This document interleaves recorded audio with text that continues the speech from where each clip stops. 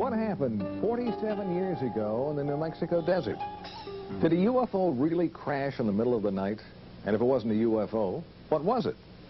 And is the government covering up the story of the century? Well, one thing is for sure. There are an awful lot of unanswered questions. And tonight, we're going to try and sort out facts from fiction concerning an alleged alien encounter out in the New Mexico desert. And also its connection to Wright-Patterson Air Force Base.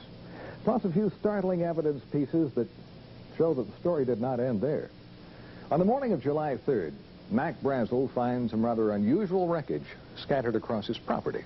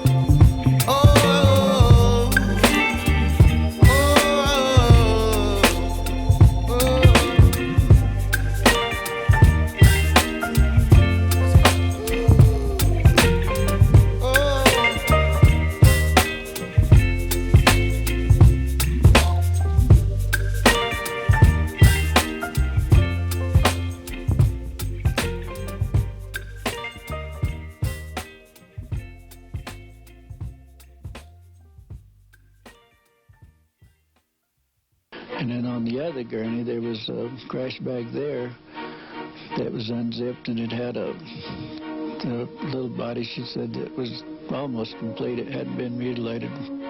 She claimed they were doing an autopsy on that one. a body that was not like anything she had ever seen before. She described some very unusual features that were not human. It only had 4 fingers, and on the tips of it were little pads, and then it looked like very small, minute little suction cups. And they described the arm as much larger here from the human and a very short joint up here, and the head was very large. The eyes were very sunken in. But what were they? Dennis was told by a high-ranking military officer that they were indeed something special. He said the bodies were definitely aliens. All right, so what did Mac Brazel really find out in the desert? The weather balloon doesn't carry passengers, and it wasn't all that secret. And where did the bodies come from? What about those reports as well that both wreckage and alien bodies were shipped to Wright Pat? Well, coming up, we'll try and track down exactly what was and was not shipped here, and why the Roswell case is still under the microscope after all these years. Plus, we're going to find out what the Air Force has to say on this possible alien encounter.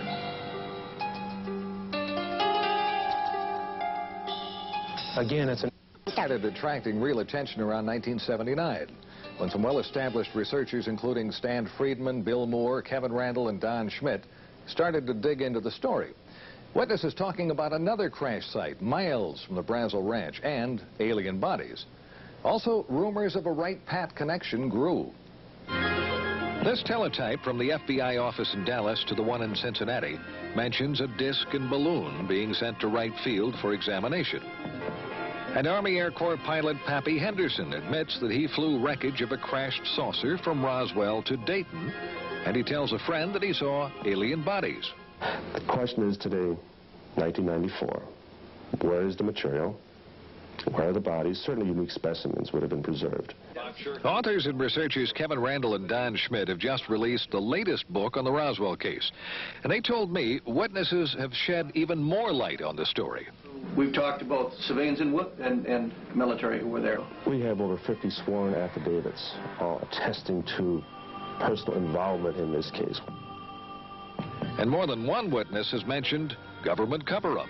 The Provost Marshal Edwin Easley now, who mentioned over and over again that I'm still sworn to secrecy, yet before he died, he acknowledged his involvement, the bodies, and that the President, whether personally or indirectly, had asked them to cooperate and never to say a word about this. And about that Wright Pat connection? We have first-hand testimony that there were 2 separate body flights that went out early morning of July 6th, sometime between 2 and 3 in the morning. That there were 2 flights, one went on to Andrews Air Force Base in Washington, D.C. And we can only imagine who may have been interested in possibly seeing the contents within the bomb bay. And the other flight went on to Wright Field. All right, some amazing allegations as to what might have been shipped to Wright Pat following the crash at Roswell. Well, recently we went on base to try and find some evidence to back up the witness statements and also try and prove or disprove the allegations and also some long-standing rumors. We got some answers and a few surprises. This is Area B at Wright Pat, and behind me a cluster of buildings and hangars. Now, most of the old rumors were that the bodies and wreckage were kept in Hangar 18. Well, first of all, there never was a Hangar 18. There is a Building 18, but it's home to Wright Lab, and it never has been home to Foreign Technology Division, which is the division that you would have expected to have been in charge of the wreckage and the bodies. We checked base civil engineering maps that show everything above and underground. And those rumored secret underground storage vaults and tunnels just don't show up. But a recent article in Far Out magazine claims Building 620, that's the avionics lab up on the hill, has access to secret vaults through a tunnel under the auditorium. So, using the map in the magazine, we found a tunnel. And here it is. Sources confirm it's the only tunnel under that building. We found no vaults of any kind, plus the building wasn't built until the mid-60s. So, what happened to the wreckage from Roswell? Well, the Air Force agreed for the first time to talk about it. Had there been in an exclusive one-on-one interview with a man who heads this sprawling complex known as the Air Force Foreign Aerospace Science and Technology Center, we got some surprising answers. The obvious first question: were alien bodies and wreckage recovered from a crash at Roswell, and were they brought to Wright Pat? We've extensively researched that, kind of hoping that we might find after all these years that really there was some thread of truth. and we've had no success at all. And I know today there are no such vehicles or bodies on the base. If they were. If we're to believe that Roswell was nothing more than a weather balloon crash, why would it have been brought here in the first place? If it was easily identified as a weather balloon, probably it wouldn't have been. Okay. If it were a foreign weather balloon, it may have been. If it were unidentified, it would be brought here because, in fact, that is our job, to look at technology and technological advances in any sense. Well, that seemed to be a pretty good argument that it was not an everyday weather balloon. And if it wasn't alien bodies in a UFO, what was it?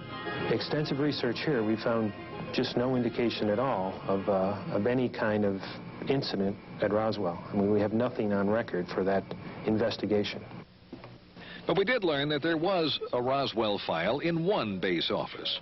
Meet Colonel Hector Quintanilla. He was the last director of the Air Force's Project Blue Book. There was a folder. Okay. A folder about as big as this, with newspaper accounts of what transpired out at the ranch or wherever it was. Okay. But there was no formal correspondence that I could find with regards to Roswell. He told me Blue Book's evaluation of the case was it was nothing more than a balloon, and that's the end of it. But interestingly enough, a search of other Air Force documents failed to turn up any reference to Roswell in any form. We can't find an advantage to keeping such a thing a secret. We think that probably what happened is that there wasn't anything significant from the Roswell incident, if in fact it was evaluated here. Consequently, if there was either no report or the report was of no significance, so it was destroyed. And he added, nothing like aliens or a UFO could have arrived at Wright Pat without somebody knowing about it and eventually talking. Almost impossible to keep something that fantastic a secret, specifically within the intelligence community, and particularly from the organization that's supposed to evaluate that sort of thing. Secret. We've heard that word a lot tonight. Well, coming up, we've got some new evidence that may well explain what at least some of that wreckage from Roswell really was, and why it came here, and why the government chose to keep it a secret. We'll be back.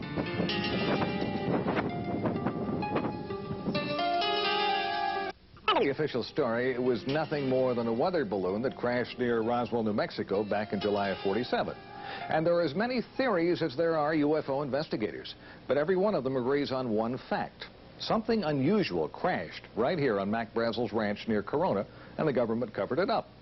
And they also claim more wreckage and bodies were found at other locations. First site mentioned near the plains of St. Augustine. That was way over in this area. And the most recent site, Randall and Schmidt's brand new theory, is closer to Roswell, probably about this area. Well, we've uncovered a pretty good explanation for at least one crash, the one on Brazel's property. If you look at Mac Brazel's original description of what he found on his ranch, lightweight beams with strange purple markings that resembled flowers and foil-like material that kept its shape, our investigation found that that matches the type of materials used in a top-secret high-altitude spy project known as Mogul. It was far different in materials and mission from any common weather balloon. Now, let me show you the difference. Coming up is a drawing of a Mogul weather balloon, one of the configurations. A lot of balloons, suspended pieces down here, exotic materials, and from top to bottom, it stretched over 600 feet. And it was designed to spy on the Russians to keep track of their nuclear tests. And it had an above top secret project clearance. Now, Mogul project manager Professor Charlie Moore told me it was not uncommon for that giant Mogul balloon to be mistaken for a UFO. When Moore and his Mogul team learned of the flap over the Roswell incident, he said they laughed, but they kept quiet about their project. Moore identified the wreckage in the Jesse Marcel picture as a Mogul ML-307B that had been launched from Alamogordo, New Mexico. He confirmed a crash would have spread wreckage over a large area. And why wouldn't anyone have recognized it? Well, Moore said no one around Roswell had ever seen one. Moore was even cleared to know about Mogul flights. And that's probably why the wreckage was sent to Wright Pat. Now, there's one more twist that tends to back up the Mogul theory. The former top man with Project Mogul, Colonel Marcellus Duffy, was at Wright Pat when the Roswell wreckage arrived. He recognized it, but that story never got out. According to another former Mogul officer, retired Air Force Colonel Albert Trukowski, Colonel Duffy could not talk about it because of the secrecy. So, if it was a giant Mogul spy in the sky that went down on Brazel's ranch, something else must have crashed nearby, something with small passengers. Mogul officials can't explain that. Well, more than a few witnesses claim they saw bodies. Like a man identified as a former Air Force physician who related what an intelligence officer told him about strange bodies and a Wright-Pat connection. The beings on that spacecraft, he relates, were not anything that he could identify from our planet. They did not appear like any human being he'd ever see, but they were obviously not anything else. They obviously were living human beings, and some of them were injured, most of them were dead. They were taken by he and a number of other individuals to Wright-Patterson Air Force Base at that particular point in time, and he said they were put there for later evaluation, identification, examination by the Air Force and by the military. Now, when we come back, possibly the first physical evidence that more than just wreckage from a top-secret project came to Wright-Pat. Plus some pictures that could prove UFOs are real. Well, we've had great photographic proof for years. The question is the resistance to accepting it as being proof. Brown Hospital on the grounds of the VA Medical Center in Dayton. And up until a few years ago, it was a very active hospital. And on the 3rd floor of this building, there was the dental lab. In that lab, a dental technician. We'll call him Jack Smith. And as Jack told the story to Len Stringfield, it was on a Thursday. He remembers the day quite well because Thursdays were normally very quiet days here at the VA Medical Center. And 2 men he identified as officers from Wright-Patterson Air Force Base brought him a model, an impression of a lower jawbone. They wanted a working model made. He was to keep no records, and the mold he created to make the model was broken and thrown in the trash as the Air Force officers left. Smith retrieved the broken mold pieces and put them back together at home, and he made his own model. He said he knew this just wasn't human. Few have ever seen it, and those that have can't identify it. An article in Len Stringfield's new book quotes certified dental technician Bruce Phillips as saying it's not like anything he'd come across in his 20 years in the business. The teeth are flat, no cutting surfaces. The shape of the jaw is different from humans, and the arch is much deeper. If it isn't identifiable as animal or human by people who should know, what is it? Could this finally be the first hard evidence the Air Force was indeed doing tests on alien bodies out at Wright-Pat? Jack Smith says the jawbone model was made in 1979. And if you compare the shape of the jaw in the model with the shape of the jaw in this computer drawing of an alien, it's almost a perfect match. Some sources claim the drawing was part of a government UFO briefing in 1978, same time frame, and was based on photos from Wright-Pat. Now, the Air Force tells us they have no records of any alien picture or the briefing. No comments yet on the jawbone. For believers, this is more evidence that something is going on, and the government really doesn't want to talk about it. But are models and pictures enough to finally prove that UFOs and aliens are real? Well, we've had great photographic proof for years. The question is the resistance to accepting it as being proof. Dr. Bruce Maccabee is one of the most respected experts in the field of photo analysis.